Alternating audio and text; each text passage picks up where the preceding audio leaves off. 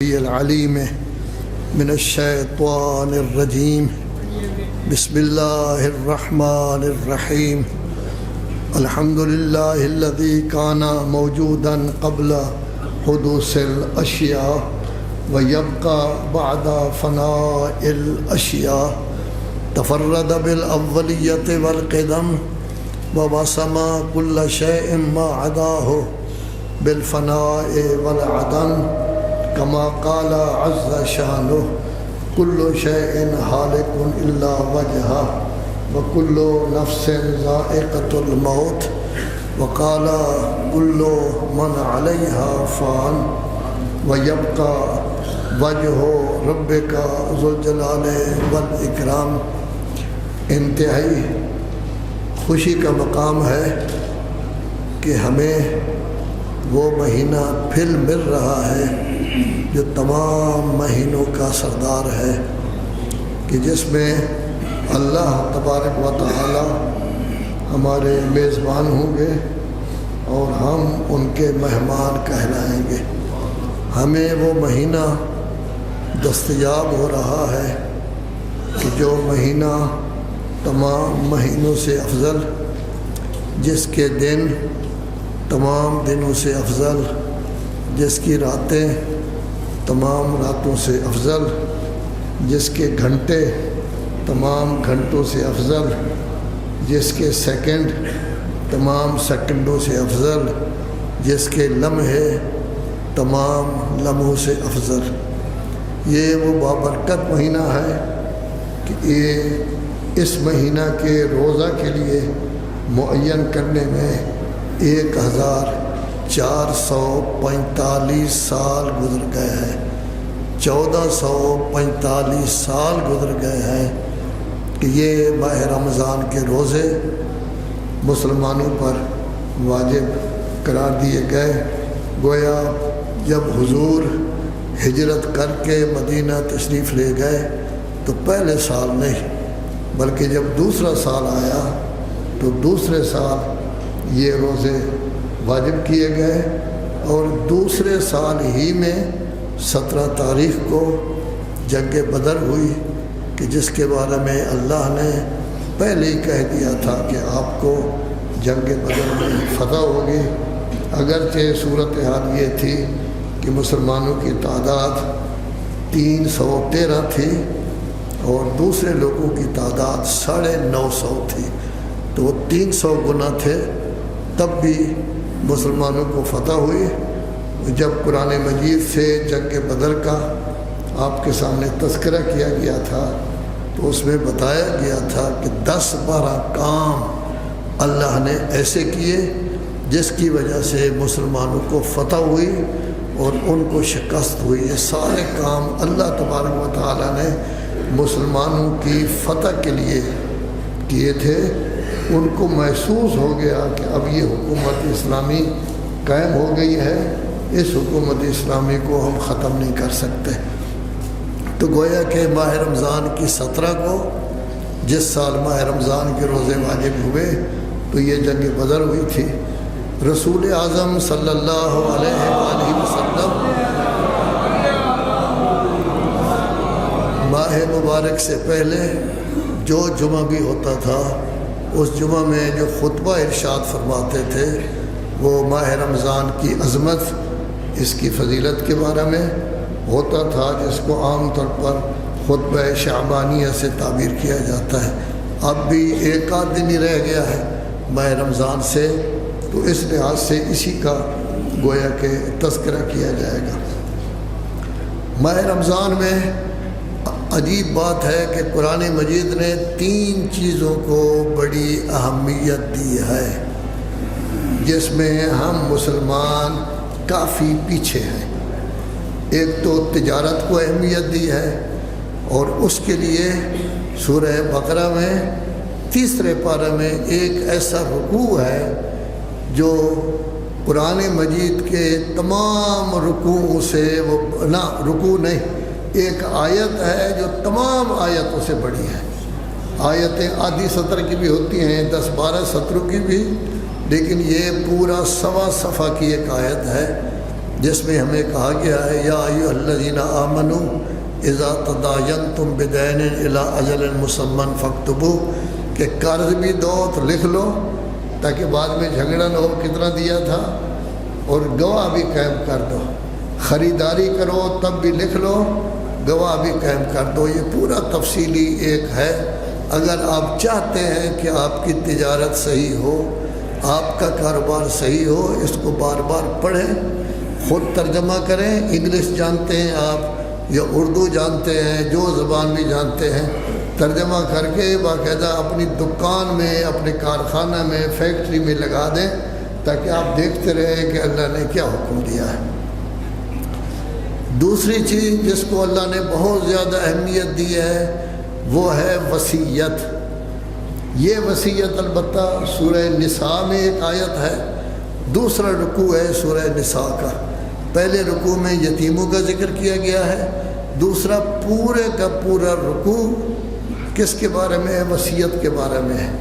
4 شقیں بیان کی گئی ہیں، وہ میں نے بیان نہیں کرنی آپ کے سامنے۔ ان 4 شقوں سے پہلے 4 دفعہ ایک بات کہی گئی ہے کہ آپ جو مال تقسیم کر رہے ہیں، پہلے اگر وصیت ہے اس کی 1، اور اگر میت نے، جانے والے نے قرض دینا ہے 2، پہلے یہ ادا کریں، اس کے بعد پھر تقسیم کریں۔ تو یہ توجہ والی بات ہے جس کی طرف ہم کوئی توجہ نہیں کرتے، کہ پہلے وصیت جو کی گئی ہے 1/3 میں وہ آپ کریں، اور دوسرے نمبر پر یہ کریں کہ قرض ادا کریں، پھر وراثت تقسیم کریں۔ اور وراثت میں بہن بھائی کا سب سے پہلے ذکر کیا گیا ہے، لیکن نہایت افسوس کا مقام ہے کہ ہمارے ہاں مکمل رواج ہے کہ بہنوں کو وصیت کے زمینیں نہیں دینی، کاروبار میں جو ان کے پیسے ہیں وہ نہیں دینے، ان کی ادائیگی نہیں کرنی، اور سارا کچھ بھائی جو ہے وہ گویا قبضے میں کر لیتے ہیں اور وہ چیختی رہتی ہیں۔ اور اس میں فرق نہیں، تہجد گزار ہوں تب بھی یہی کام کرتے ہیں، خمس زکوٰۃ دینے والے ہوں تب بھی یہی کام کرتے ہیں، عام لوگ ہوں جن کا خمس و زکوٰۃ نماز کے ساتھ کوئی تعلق نہیں، اس مسئلہ میں سارے کے سارے متفق ہیں کہ بہنوں کو ہم نے کچھ نہیں دینا۔ ایک بہت بڑے آدمی تھے، میں نام نہیں لیتا، اشارہ بھی ان کی طرف نہیں کرتا، ان کی 5 بہنیں میرے پاس آئی ہیں، کافی دفعہ آئی ہیں، تو کہنے لگی جی ہمیں جو حق ملنا تھا اپنا وراثت کا وہ ہمیں حق نہیں ملا۔ تو بہرحال اصل یہی ہے کہ تجارت کرنی ہو اس کے لیے پورا رکوع ہے، وصیت کے لیے بھی پورا کا پورا رکوع ہے۔ اس کا تذکرہ سورہ نساء کے آخر میں صرف 1 آیت میں تھوڑا سا آیا ہے، وگرنہ وصیت کا ذکر یہاں کیا گیا ہے۔ تیسرا مسئلہ جس کو اللہ تبارک و تعالیٰ نے اہمیت دی ہے وہ یہی ماہ رمضان ہے، اس کا بھی پورا ایک رکوع ہے، اول سے لے کر آخر تک پورا کا پورا رکوع، اس میں ماہ رمضان کے مسائل اس کے اندر جو ہے وہ موجود ہے۔ اس میں یہ کہا گیا ہے کہ یہ آپ کے لیے ایسا مہینہ ہے کہ اس میں آپ روزے رکھیں، اور روزے کے مقاصد 4 بیان کیے گئے ہیں درجہ بدرجہ۔ پہلا مقصد تو یہ ہے کہ آپ روزے رکھیں تاکہ آپ متقی بن جائیں، پرہیزگار بن جائیں، اپنے نفس پر آپ کا کنٹرول ہو، آپ نیک آدمی کہلائیں، شیطان کے پھندے میں نہ آئیں، اس کے وسوسے میں نہ آئیں، آپ اتنے بڑے پکے آدمی ہوں کہ خواہشات نفسانی پر کنٹرول کر سکیں۔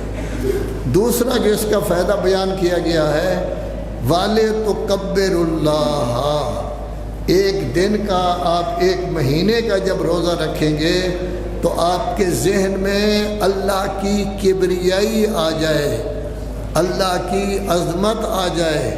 یہ واحد عبادت ہے کہ جس میں آپ کو کوئی بھی نہیں دیکھ رہا، اور 12-13 گھنٹے برابر اکیلا ہونے کے باوجود نہ آپ کوئی چیز کھاتے ہیں نہ پانی پیتے ہیں، حالانکہ آپ کو نہ کوئی بچہ دیکھ رہا ہے، نہ آپ کی بیوی دیکھ رہی ہے، نہ کوئی دوست دیکھ رہا ہے، صرف اور صرف اللہ کی بات مانتے ہیں۔ اور جتنی چیزیں اللہ تبارک و تعالیٰ نے کھانے پینے کی چیزیں آپ کے لیے جائز قرار دی گئی تھی، پاکیزہ قرار دی گئی تھی، ان 12-13 گھنٹوں میں، اور اگر یورپ وغیرہ چلے جائیں تو 21 گھنٹے تک چلا جاتا ہے، آپ کسی چیز کو استعمال نہیں کرتے اللہ کے حکم کو مد نظر رکھتے ہوئے، تو اس کی وجہ سے آپ کے دل میں آ جائے گا کہ اللہ بہت بڑا ہے۔ اللہ اکبر تو ہم جگہ جگہ کہتے ہیں، اذان میں بھی کہتے ہیں، اقامت میں بھی کہتے ہیں، نماز میں بھی ذکر کرتے ہیں، لیکن دل کی گہرائیوں میں اللہ اکبر نہیں آیا۔ دل کی گہرائیوں میں دوسری چیزیں جو ہے بتھیری ہیں، اللہ بیچارہ رہ جاتا ہے ویسے۔ تیسرا یہ کہا گیا ہے کہ آپ پہلے متقی بن جائیں گے، اللہ کی کبریائی آپ کے سامنے آ جائے گی۔ تیسرے نمبر پر آپ اس درجے تک پہنچ جائیں گے کہ آپ اللہ کا شکر ادا کریں گے کہ یا اللہ تیرا شکریہ کہ آپ نے مجھے توفیق دی کہ میں آپ کی عبادت کر رہا ہوں، اور پورا مہینہ میں نے اس طرح آپ کی عبادت کی ہے کہ ایک کام بھی غلط میں نے نہیں کیا، نہ میری آنکھ نے کوئی غلطی کی ہے، نہ میرے کان نے کوئی غلطی کی ہے، نہ میری زبان نے کوئی غلطی کی ہے، اور نہ ہی میرے منہ نے زبان اپنا چکھنے میں کوئی غلطی ہوئی ہے، نہ سونگھنے میں کوئی غلطی ہوئی ہے، حتیٰ کہ میں نے کوشش کی ہے کہ میرے دل میں بھی غلطی کا تصور نہ آئے۔ جب یہ ہو گیا ہے تو پھر چوتھا نمبر ہے، چوتھے نمبر میں کہا گیا ہے اب آپ رشد والے بن جائیں گے۔ رشد کے سمجھنے کے لیے آپ دیکھتے ہیں نا کہ ہمارے برادران نے راشدین بنائے ہوئے ہیں، تو راشدین کا معنی کیا ہوتا ہے؟ نیکی راہبری کرنے والے، رشد کرنے والے، دوسروں کو سمجھانے والے۔ تو گویا آپ بھی راشدین کی صف میں شامل ہو جائیں گے۔ انہوں نے تو بنایا ہے نا ان کو، لیکن اللہ کہہ رہا ہے کہ آپ کیا بن جائیں گے؟ راشدین بن جائیں گے، ہدایت یافتہ بن جائیں گے۔ تو گویا کہ متقی پرہیزگار بنتا ہے آدمی روزہ سے، اللہ کی کبریائی اس کے ذہن میں آ جاتی ہے، اللہ کی بڑائی، اپنا بالکل مسکین ہونا، ذلیل ہونا، بیچارہ ہونا، اس کی تربیت ایسی ہوتی ہے کہ ہم سمجھتے ہیں ہمارے تو کچھ بھی نہیں، جو کوئی دیا ہوا ہے اللہ کا دیا ہوا ہے۔ ہو سکتا ہے ایک سیکنڈ میں ہم کروڑوں کے مالک ہوں، کچھ نہ رہے، ایک سیکنڈ میں ہم بہت اچھے ہوں، آنکھیں چلی جائیں، ایک سیکنڈ میں ہم کھڑے ہوئے تھے ہمارا ہاتھ کٹ جائے، ایک سیکنڈ میں ایسا بات ہوا کان بند ہو گئے، ہم سن ہی نہیں رہے۔ کوئی چیز ہماری نہیں، سب اللہ کی دی ہوئی۔ اولاد بھی اللہ نے دی ہے، بیگم بھی اللہ نے دی ہے، بیٹیاں بھی اللہ نے دی ہیں، اللہ تبارک و تعالیٰ نے ہمیں اعضاء بھی دیے ہیں، لیکن وہ جب چاہے لے سکتا ہے۔ لا یسأل عما یفعل وہم یسألون، اللہ سے آپ نہیں پوچھ سکتے یا اللہ آپ نے کیا کیا ہے، اور ہم جو کچھ کریں گے ہم سے باقاعدہ سوال ہو سکتا ہے کہ آپ نے یہ کام کیوں کیا ہے۔ تو گویا کہ یہ چاروں چیزیں انسان کو مل سکتی ہیں۔ پھر اللہ تبارک و تعالیٰ اسی کے ابتدا میں کہہ رہا ہے یا ایھا الذین آمنوا کتب علیکم الصیام کما کتب علی الذین من قبلکم، اے ایمان والو آپ پر روزے لکھ دیے گئے ہیں، فرض کر دیا گیا ہے، ہر صورت میں آپ نے رکھنے ہیں۔ اگر روزہ نہ رکھا جان بوجھ کر تو غلطی بھی ہوگی، گناہ بھی ہوگا اور جرمانہ بھی ہوگا۔ ایک روزہ اگر جان بوجھ کر ہم نہیں رکھتے تو ہمیں سزا دی گئی ہے کہ ہم ایک روزے کی بجائے 61 روزے رکھیں، 61 روزے، یا یہ ہے کہ ہم ایک قضا ہو جائے گا اور 60 جرمانہ ہے۔ یعنی جرمانہ کتنا بڑا لگایا گیا ہے، ایک روزے کی بجائے 3 گنا نہیں، 4 گنا نہیں، 60 روزے ہمیں حکم دیا گیا ہے، اور رکھنے بھی پیدر پے ہیں۔ البتہ وہ تفصیل علیحدہ ہے کہ 31 روزے پیدر پے رکھے۔ اگر 31 روزے پیدر پے نہیں رکھے، 20-22 رکھے تھے درمیان میں رہ گئے تو نئے سرے سے شروع کریں۔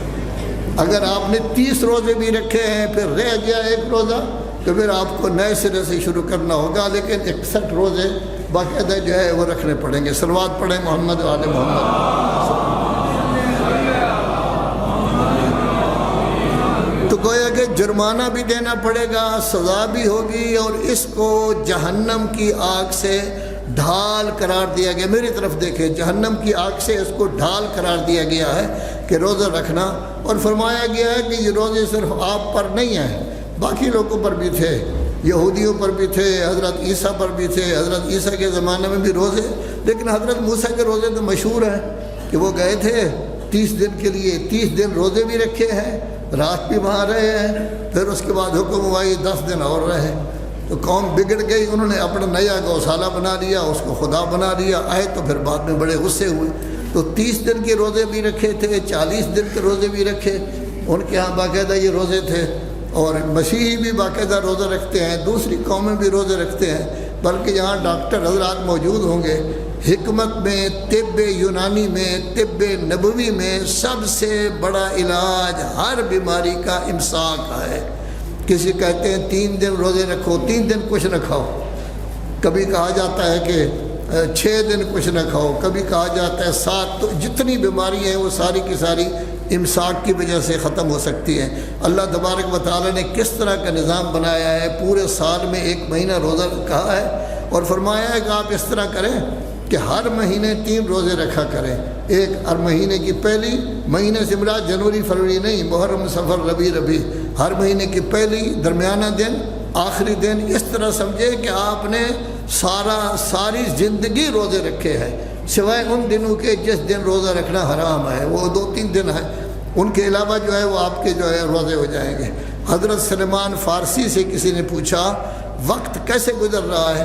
وہ کہنے لگے جی ساری رات اللہ کی عبادت کرتا ہوں اور سارا دن روزے رکھتا ہوں۔ لوگ حیران ہوئے، ہم تو دیکھتے ہیں آپ کو کھانا کھا رہے ہوتے ہیں، آپ کہتے ہیں میں روزہ رکھتا ہوں، اور ادھر یہ ہے کہ رات کو ہم دیکھتے ہیں آپ سوئے ہوئے ہیں اور آپ کہتے ہیں کہ میں عبادت کرتا ہوں ساری رات۔ فرمایا رسول اعظم صلی اللہ علیہ وآلہ وسلم نے ارشاد فرمایا ہے کہ ہر مہینے کی پہلی، ہر مہینے کی 15، ہر مہینے کی آخری تاریخ کو روزہ رکھیں، اللہ تبارک و تعالیٰ اس کو پورے مہینے کے روزے شمار کرے گا۔ اور دوسرا یہ فرمایا ہے کہ جب رات کو سونا چاہیں وضو کر کے سوئیں اور 3 دفعہ قل ہو اللہ احد سورہ آرام سے پڑھ دیں، اس طرح سمجھا جائے گا کہ ساری رات آپ عبادت کر رہے ہیں۔ ہم بھی اس نسخے پر عمل کر سکتے ہیں۔ یہ ہو سکتا ہے وضو کریں اور 3 دفعہ قل ہو اللہ احد پڑھیں، یہ بھی ہو سکتا ہے کہ مہینے میں 3 دن روزے رکھیں تو وہ سارے سمجھے جائیں گے۔ تو یہ روزے رکھنے پہلی امتوں پر بھی تھے، آپ پر بھی ہے، اور جیسے میں نے کہا ہے کہ اس کا ایک فائدہ تقوی و پرہیزگاری ہے، دوسرا کبریائی خدا کا تصور ہو جائے گا، تیسری قائل ہو جائیں گے، تیسرا اس کا یہ ہے کہ ہم اللہ کے شکر گزار بن دیں گے، اور چوتھا یہ ہے کہ ہم راشد بن جائیں گے، بہت اچھے بن جائیں گے، بہت نیک بن جائیں گے۔ اب ظاہر ہے کہ ہر آدمی پر واجب ہے کہ وہ روزہ رکھے، لڑکی پر بھی واجب ہے، لڑکے پر بھی واجب ہے۔ یہ نہیں کہ 17-18 سال کا ہو جائے تو کہے جی ابھی تو بچہ ہے، یا 10-12 سال کی بچی ہو جائے تو کہا جائے بچہ۔ یہ روزے فرض ہیں، تربیت کرنا ہم پر فرض ہے۔ ہمارے بچے کو، ہماری بچی کو 5 سال کی عمر میں نماز یاد ہونی چاہیے اور ان کو نماز پڑھنی چاہیے۔ 7 سال تک ہمیں کہا گیا ہے کہ باقاعدہ آپ کو دباؤ ڈالنا پڑے، انعام دینا پڑے، ان کو کوئی رشوت دینی پڑے، اتنے پیسے دوں گے کہ آپ نماز پڑھیں یا کریں، تب بھی کریں تاکہ وہ لوگ جو ہے وہ پڑھتے رہیں۔ اگر کوئی آدمی نہیں کرتا اور بچہ بگڑ جاتا ہے، بچی بگڑ جاتی ہے، بڑے ہوتے ہیں، نمازیں نہیں پڑھتے، روزے نہیں رکھتے، تو والدین پکڑے جائیں گے کہ آپ کے ہاتھ میں یہ بچے امانت تھے، آپ نے ان کی تربیت کیوں نہیں کی۔ تو گویا کہ اب یہ ہے کہ جو آدمی بھی طاقت رکھتا ہے اس کو روزے رکھنے ہوں گے۔ اگر کوئی مریض ہے یا مسافر ہے، اس کے بارے میں کہا گیا ہے کہ جتنے دن وہ مریض رہا ہے روزے نہیں رکھ سکا، جتنے دن وہ مسافر رہا ہے روزے نہیں رکھ سکا، تو ایسی صورت میں اس کے لیے حکم یہ دیا گیا ہے کہ اتنے دن ماہ رمضان کے بعد پھر روزے رکھے۔ 3 دن رہ گئے 3 دن رکھے، 5 دن رہ گئے 5 دن روزے رکھے، 10 دن رہ گئے 10 دن سفر کرنا پڑ گیا ہے، آدمی مریض ہے نہیں رکھ سکتا۔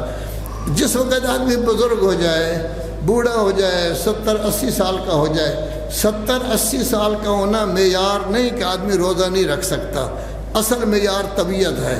اگر کوئی ایسی تکلیف ہے یا کوئی ہے جس کی وجہ سے روزہ نہیں رکھ سکتا، تو بعض لوگوں کو کہا گیا ہے کہ روزے اس وقت نہ رکھیں، جو ہے بعد میں اس کی جو ہے وہ قضا کر لیں، یا بعض کے لیے قضا بھی نہیں ہے بلکہ دوسرا طریقہ جو ہے بیان کیا گیا ہے۔ مثلا حاملہ عورت ہے، یہ ڈاکٹر صاحبان کہتے ہیں جی حمل ہے، آپ کو روزہ نہیں رکھنا چاہیے، تو ظاہر ہے کچھ دنوں کے لیے ہوتا ہے، تو ایسی صورت میں روزہ نہیں رکھنا چاہیے۔ مرضعہ ہے، بچی کو دودھ پلا رہی ہے، اس کے لیے بھی روزہ تھوڑا سا مشکل ہوتا ہے۔ عورت بہت بوڑھی ہو گئی ہے، مرد بہت بوڑھا ہو گیا ہے، اس کے لیے بھی روزہ بعض اوقات مشکل ہوتا ہے۔ اگر وسعت ہو آپ کے اندر کہ بڑے آرام سے تھوڑی سی زحمت ہوتی ہے، آپ بوڑھے ہونے کے باوجود روزہ رکھ سکتے ہیں، پھر آپ کو روزہ رکھنا چاہیے۔ لیکن اگر مشقت ہو، پوری طاقت آپ کو صرف کرنا پڑے اور آپ بالکل نڈھال ہو جاتے ہیں، پچھلے ٹائم آپ کی حالت خراب ہو جاتی ہے، یہاں کہا گیا ہے کہ آپ بوڑھے ہو گئے ہیں، اللہ آپ کو معاف کرتا ہے، پھر ایک آدمی کا کھانا جو ہے وہ آپ دیں، ایک دن کا کھانا، وہ یہ ہے، اس کا معیار یہی ہے کہ جیسا کھانا آپ لوگ کھاتے ہیں اسی طرح کا کھانا دیں۔ اگر 5-6 کھانے کھاتے ہیں جیسے عمرہ وغیرہ کھاتے ہیں تو آپ اسی طرح دیں۔ اگر کوئی غریب آدمی ہے چٹنی کے ساتھ کھا لیتا ہے تو اس طرح دیں۔ یہ جو ہے اس کو کہتے ہیں فدیۃ طعام و مساکین، اس کو فدیہ کے طور پر یہ دینا چاہیے، اس کا یہ سمجھا جائے گا کہ یہ روزہ ہے۔ یہ ماہ رمضان میں نے جیسے ابتدا میں ذکر کیا ہے، اللہ کا مہینہ ہے، اللہ نے خود اس کا ذکر کیا ہے اسی رکوع میں جس میں روزے کا ذکر ہے۔ شہر رمضان الذی انزل فیہ القرآن ھدی للناس وبینات من الھدی والفرقان۔ یہ ماہ رمضان، یہ ماہ وہ ماہ ہے کہ انزل فیہ القرآن، اس میں قرآن مجید اتارا گیا ہے، اس میں کیا ہے؟ ھدن، لوگوں کے لیے ہدایت ہے، واضح دلیلیں ہیں، والفرقان، حق و باطل کے درمیان فرق کرنے والا ہے۔ تو جیسے رمضان سب سے اعلیٰ و عرفہ ہے، اس کی ایک وجہ یہ بھی یہی ہے کہ اللہ نے اپنے اس مہینہ میں قرآن مجید کو نازل کیا ہے۔ یہ ذہن میں رہے کہ ہم عام طور پر جب پنجابی زبان بولتے ہیں یا اردو زبان بولتے ہیں تو رمضان کہتے ہیں، اولاً تو رمضان نہیں کہنا چاہیے، لفظ ہے رمضان، رے پر زبر، میم پر بھی زبر، اور پھر یہ چاہیے ہمیں کہ خالی رمضان نہ کہیں، شہر و رمضان کہیں، ماہ رمضان کہیں، رمضان کا مہینہ کہیں، چونکہ ایک قول یہ ہے کہ رمضان اللہ کے ناموں میں سے ایک نام ہے۔ جیسے ہم اللہ کا تبارک و تعالیٰ کا نام لیتے ہیں تو خالی اللہ کہنے کی بجائے تبارک تعالیٰ کہیں، یہ خداوند عالم کہیں، یا اس طرح کہیں۔ تو اس کو بھی چاہیے کہ جب قرآن مجید ہم کہیں، قرآن مجید نے اپنے آپ کو مجید بھی کہا ہے، قرآن مجید نے اپنے آپ کو کریم بھی کہا ہے، قرآن مجید نے اپنے آپ کو حکیم بھی کہا ہے، اور بھی بہت سارے نام ہیں۔ البتہ فرق یہ ہے جو کہ عام طور پر اہل سنت، اہل تشیع یہ بڑے اچھے رہے 700 ہجری تک، اس کے بعد ان میں تفریق پیدا ہو گئی۔ پہلے علماء آپس میں ملتے تھے، مناظرے ہوتے تھے، مناظرے علمی ہوتے تھے، لڑائی جھگڑے والے نہیں، کتابوں میں ایک دوسرے کے مسائل باقاعدہ لکھتے تھے، ایک دوسرے کی دلیلیں لکھتے تھے، کبھی کسی اہل سنت کی دلیل کو شیعہ تسلیم کر لیتے تھے، کبھی شیعوں کی دلیل کو اہل سنت تسلیم کر لیتے تھے۔ یہ 700 ہجری تک، جب سے مسلمانوں نے پھر خرابی دیکھی، ذلت دیکھی، مسلمان بیچارے ہو گئے، جگہ جگہ ان کی ملکیت ختم ہو گئی، حکومتیں ان سے لے لی گئیں، تو اس وقت سے لے کر اب یہ لڑائی میں مشغول ہیں۔ چنانچہ ہماری ثقافت میں اتنا فرق ہے، وہ جب بھی کہیں گے قرآن کریم کہیں گے، اور یہ بھی قرآن مجید میں موجود ہے۔ ہم جب بھی کہتے ہیں قرآن مجید کہتے ہیں، ہم قرآن کریم نہیں کہتے بلکہ قرآن مجید کہتے ہیں، چونکہ وہ قرآن کریم کہتے ہیں، ہم قرآن مجید، حالانکہ اس طرح نہیں ہے۔ قرآن مجید کو مجید بھی کہا گیا ہے، بل ہوا قرآن مجید فی لوح محفوظ انہ لہو قرآن کریم فی کتاب مکنون لا یمسہ الا المطہرون، تو کریم بھی کہا گیا ہے۔ لیکن ہمیں سمجھدار ہونا چاہیے، جب بھی ذکر کریں تو یا قرآن کریم کہیں، یا قرآن حکیم کہیں، یا قرآن مجید کہیں، جو قرآن مجید نے اپنے ساتھ کہا ہے۔ خالی قرآن قرآن یہ کہنا جو ہے وہ ٹھیک نہیں ہے۔ ائمہ علیہ السلام کے بھی نام لیں، کم از کم ہمیں علیہ السلام کہنا چاہیے۔ رسول اللہ صلی اللہ علیہ وآلہ وسلم کا نام لیں تو صلی اللہ علیہ وآلہ وسلم جو ہے وہ ہمیں کہنا چاہیے۔ تو یہ ضرور ہونا چاہیے تاکہ ہم سمجھے جائیں کہ ہمارے دل میں قرآن مجید کی بھی عزت ہے، ہمارے دل میں معصومین کی بھی عزت ہے، ہمارے دل میں رسول اعظم صلی اللہ علیہ وآلہ وسلم کی بھی عزت ہے، ہمارے دل میں اس مہینے کی بھی عزت ہے جس میں ہم مہمان ہیں، اور اللہ تبارک و تعالی ہمارا جو ہے وہ میزبان ہے ایسی صورت میں۔ تو اللہ تبارک و تعالی نے ہمیں سب سے اہم چیز یہ ہے کہ اس آیت میں ہمیں مومن کہہ کر پکارا ہے۔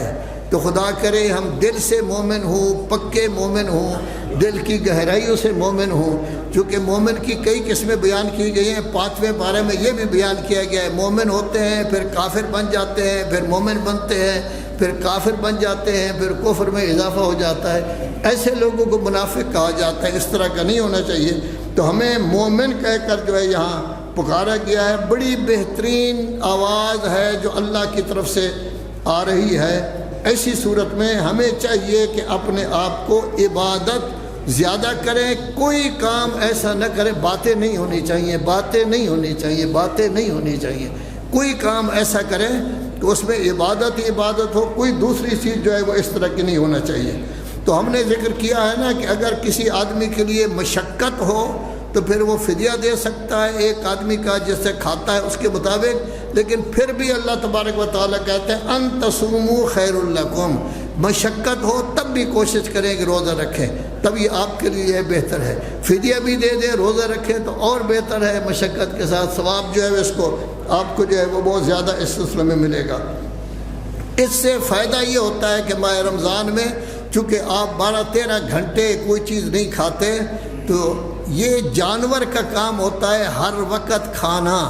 جب بھی کوئی چیز مل جائے، اپنی چیز ہو تب بھی کھا جاتا ہے، اگر اپنی چیز نہ ہو تب بھی کھا جاتا ہے، دوسروں کے کھیتوں میں پانی ڈالتا ہے، کھیتوں میں منہ ڈالتا ہے اور جا کے کھا جاتا ہے۔ اور جہاں وہ کھا رہا ہوتا ہے اگر کوئی جانور اور کھا رہا ہے تو سینگ کے ساتھ اس کو دور بھگا دیتا ہے، کھرلی میں بھی کھا دیتا ہے۔ اور یہ میں نہیں کہہ رہا، مولا کائنات امیر المومنین علی ابن ابی طالب فرماتے ہیں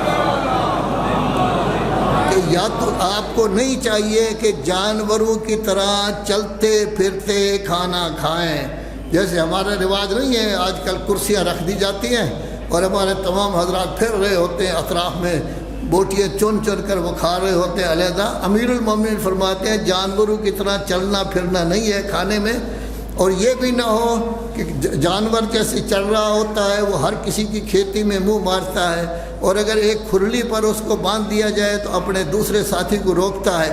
بلکہ آپس میں مودت ہونی چاہیے، آپس میں الفت ہونی چاہیے، آپس میں انس ہونا چاہیے، تاکہ ہم سمجھے جائیں کہ ہم اپنی جگہ پر گویا کہ کیا ہے انسان ہیں۔